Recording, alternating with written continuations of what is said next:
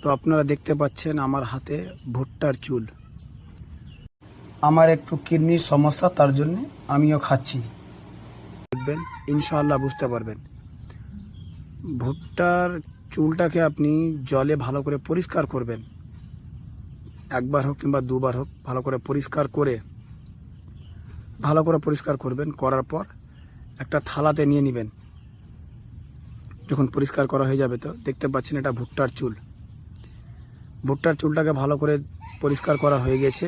আবার এটাকে আমি গ্যাসে দেব, এটাকে গরম করব, ভালো করে গরম করব। জলটা ভালো করে ফুটবে। তো দেখতে পাচ্ছেন আপনারা, ভালো করে জলটাকে আমি ফুটাচ্ছি। তো আপনারাও এভাবে জলটা ফুটাবেন ভালো করে।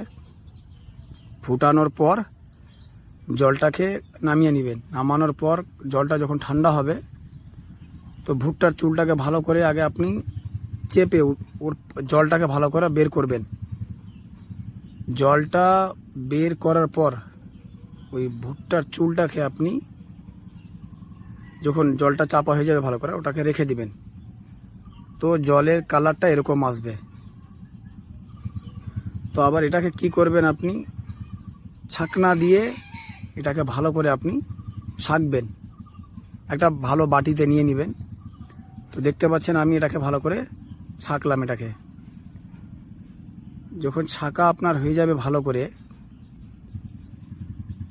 ওটা যখন হয়ে যাবে ভালো করে করা, তারপর আপনি জলটা দেখেন এরকম কালার আসবে জলটার।